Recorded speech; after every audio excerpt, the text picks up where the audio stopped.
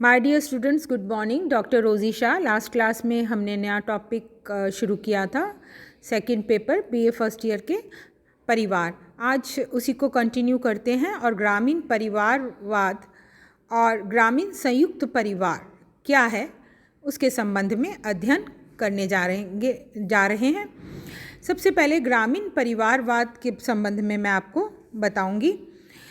Sorokin, Zimmerman एवं साथियों ने अपनी कृति systematic source book in rural sociology के खंड 2 में भाग 2 में ग्रामीण समाज की परिवारवाद की विशेषताओं पर प्रकाश डाला है। इन विद्वानों की मान्यता है कि जब कृषि प्रधान समाजों का सामाजिक एवं आर्थिक संगठन भरण पोषण की अवस्था में होता है तब इनकी आधारभूत इकाई परिवार होती है। इन सभी ग्रामीण समाजों के परिवारों के मौलिक लक्षण लगभग मिलते जुलते होते हैं। इन समाजशास्त्रियों ने इन लक्षणों को परिवारवाद की संज्ञा दी है। अपनी इस पुस्तक में इन विद्वानों ने एक परिभाषा भी परिवारवाद की प्रस्तुत की है जो इस प्रकार है। चूँकि परिवार ग्रामीण सामाजिक संसार की आधारभूत सामाजिक संस्था रहा है, इसलिए ये आशा करना स्वाभाविक है कि ग्रामीण परिवार के लक्षणों की छाप कृषि समूह के संपूर्ण सामाजिक संगठन पर अंकित हो। दूसरे शब्दों में, अन्य सभी सामाजिक संस्थाएं एवं मौलिक सामाजिक संबंध ग्रामीण सामाजिक संबंधों के प्रति मानव के अनुरूप निर्मित हुए हैं एवं उन्हीं से ओतप्रोत हैं। परिवारवाद वह संज्ञा है जो इस प्रकार के सामाजिक संगठन को प्रकट करती है। इस प्रकार से समाज के विशिष्ट रूप में परिवारवाद प्रमुख एवं मौलिक लक्षण है। सोरोकिन, जिमरमैन एवं साथियों ने ग्रामीण समाज के परिवारवाद के 8 लक्षण बताए हैं और ये 8 लक्षण इस प्रकार से हैं। मैं इन लक्षणों को आपको एक एक करके बता रही हूँ। शीघ्र विवाह व उसकी उच्च दर। नगरीय समाजों की तुलना में ग्रामीण समाजों में अल्प आयु में संतानों का विवाह कर दिया जाता है। बाल विवाहों की गांवों में उच्च दर है। उत्तरदायित्व की इकाई। ग्राम के संयुक्त परिवार सामाजिक उत्तरदायित्व की इकाई होते हैं। परिवार ग्राम की महत्वपूर्ण इकाई होते हैं। सामूहिक रूप से कर का भुगतान करते हैं, टैक्स का, अपने सदस्यों को ग्रामीण समाज में प्रस्थिति प्रदान करते हैं। परिवार के सदस्यों से संबंधित सभी उत्तरदायित्वों का निर्वाह करते हैं। मानकों का आधार। ग्रामीण सामाजिक मानकों का अधिकार परिवार होता है। सोरोकिन लिखते हैं, ग्रामीण समाज को नियंत्रित प्रशासित करने वाली नैतिक संहिता, धार्मिक सिद्धांत, सामाजिक धारणाएं, कानूनी प्रतिमानों ने सर्वदा उन बातों की आलोचना की जो परिवार की स्थिरता को कमज़ोर करते हैं। राजनीति पर छाप। ग्रामीण समाजों में राजनीतिक संगठन उन्हीं मूल्यों और धारणाओं पर आधारित होते हैं जिन पर ग्रामीण परिवार भी आधारित होते हैं। ग्रामीण राजनीतिक विचारधारा में शासक और शासित के बीच वैसे ही संबंध पाए जाते हैं जैसे परिवार में पिता पुत्र के संबंध होते हैं। राजनीतिक मुखिया परिवार के मुखिया जैसा ही होता है।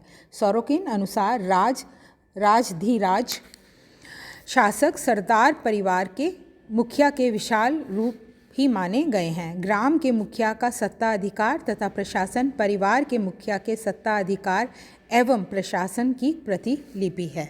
सहयोगी संबंध। ग्रामीणों के आपस में संबंध सहयोग पर आधारित है जबकि नगरवासियों के संबंध अनुबंध पर आधारित हैं।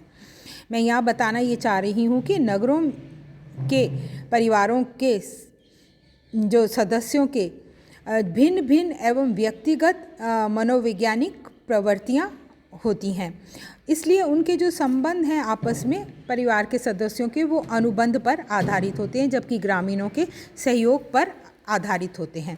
उत्पादन, उपभोग एवं वितरण की इकाई। ग्रामीण आर्थिकी की विशेषता ग्रामीण परिवार में परिलक्षित होती है। परिवार उत्पादन, उपभोग, वितरण की इकाई होते हैं। ग्रामों में बाजार आर्थिकी का विकास कम ही होता है। उनकी आर्थिकी में वस्तु विनिमय का प्रभुत्व होता है। नकद मुद्रा विनिमय कम ग्रामों में आर्थिक संबंधों को नियंत्रित संचालित करती है। सभी प्रक्रियाओं पर परिवारवाद की छाप होती है जबकि नगरों में आर्थिकी में नकद भुगतान विनिमय होता है एवं परिवार मात्र उपभोग की इकाई होता है। पारिवारिक पंथ एवं पूर्वज पूजा का प्रभुत्व।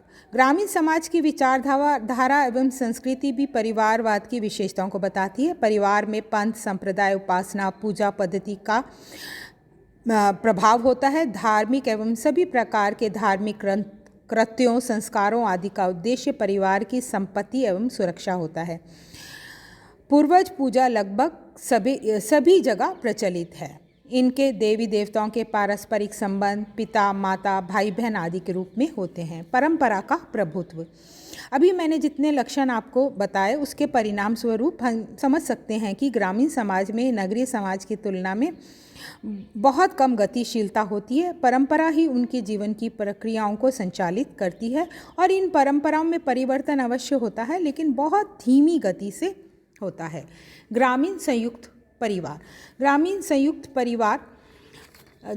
परिवार के बारे में मैंने आपको वैसे तो फर्स्ट ईयर में भी समझाया है, लेकिन आज मैं आपको ग्रामीण संयुक्त परिवार के बारे में विशेष रूप से बताने जा रही हूँ।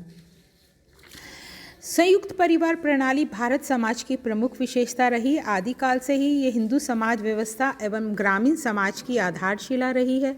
संपूर्ण ग्रामीण भारत में ऐसे परिवारों की बहुलता रही है जिनमें दादा दादी, माता पिता, पुत्र और पौत्र साथ साथ निवास करते हैं, जिनकी संपत्ति सामूहिक हो और जो सामूहिक रूप से आर्थिक क्रियाओं में भाग लेते हों तथा पूजा एवं उत्सव का आयोजन सामूहिक रूप से ही करते हों। इस संबंध में इरावती कर्वे के अनुसार संयुक्त परिवार उन व्यक्तियों का एक समूह है जो साधारणतः एक मकान में रहते हैं, जो एक रसोई में बना भोजन करते हैं, जो सामान्य संपत्ति के स्वामी होते हैं और जो सामान्य पूजा में भाग लेते हैं तथा जो किसी न किसी प्रकार से एक दूसरे के रक्त संबंधी होते हैं। इस संबंध में हम डॉक्टर दुबे के विचारों को भी जान लेते हैं। डॉक्टर दुबे के अनुसार यदि कई परिवार एक साथ रहते हों और उनमें निकट का संबंध हो, एक ही स्थान पर भोजन करते हों और वे एक आर्थिक इकाई के रूप में कार्य करते हों, तो उन्हें उनके सम्मिलित रूप में संयुक्त परिवार कहा जा सकता है। ग्रामीण संयुक्त परिवार की विशेषताएं। अब मैं आपको ग्रामीण संयुक्त परिवार की विशेषताएं बताने जा रही हूँ। सबसे पहले मैं बताऊंगी आपको बड़ा आकार। संयुक्त परिवार में 3 या 3 से अधिक पीढ़ियों के अनेक सदस्य व रिश्तेदार साथ साथ रहते हैं और परिवार का आकार बड़ा होता है। बड़े आकार का परिवार का निर्माण होता है। सामान्य निवास। संयुक्त परिवार के सभी सदस्य आमतौर पर सामान्यतः अधिकांशतः एक ही मकान में निवास करते हैं। सदस्यों की संख्या बढ़ जाने पर पैतृक घर के पास ही एक या अधिक भाइयों द्वारा पृथक निवास बना लिया जाता है। अलग रहने पर भी वे लोग उत्सव त्यौहार आदि पर साथ साथ मनाते हैं अपने पैतृक घर में। सामान्य उपासना। प्रत्येक परिवार के अपने कुछ पूर्वज देवी देवता होते हैं। पूजा और धार्मिक अनुसंधान में परिवार के सभी सदस्य सामूहिक रूप से भाग लेते हैं। सामूहिक संपत्ति। संयुक्त परिवार के सभी सदस्यों के भूमि, मकान, पूंजी सामूहिक होती है। सभी व्यक्ति जो कमाते हैं वह सामूहिक कोष में देते हैं और परिवार में जन्म, मृत्यु, विवाह, अन्य अवसरों पर सामूहिक रूप से उस कोष में से खर्चा किया जाता है। सहयोगी व्यवस्था। संयुक्त परिवार का अस्तित्व सहयोग पर ही टिका है। सहयोग के आधार पर ही परिवार अपने सदस्यों की आवश्यकताओं की पूर्ति कर पाता है और एक आर्थिक इकाई के रूप में उत्पादन का कार्य संभव हो पाता है। कर्ता का सर्वोच्च स्थान। भारतीय ग्रामीण संयुक्त परिवार पितृ प्रधान है। परिवार में पिता अथवा वयोवृद्ध पुरुष ही परिवार की देखरेख नियंत्रण करता है।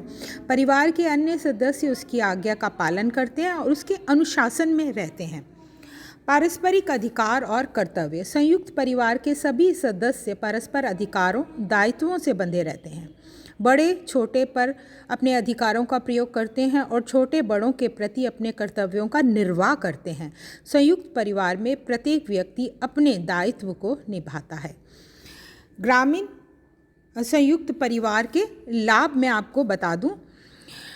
ग्रामीण संयुक्त परिवार के अनेक लाभ हैं जिससे और क्योंकि ग्रामीण संयुक्त परिवार एक उपयोगी इकाई है जिसमें समाज व्यवस्था सुचारू रूप से चलती है। गांवों में कृषि की प्रधानता के कारण संयुक्त परिवार का महत्व और बढ़ जाता है।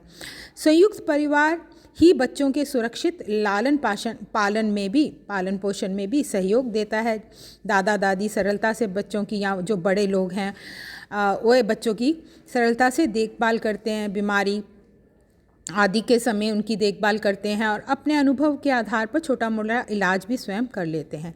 संयुक्त परिवार समाजीकरण का कार्य भी करता है। बच्चा परिवार के विभिन्न सदस्यों के संपर्क में आकर प्रारंभिक शिक्षा प्राप्त करता है, मानवीय सामाजिक गुणों को सीखता है।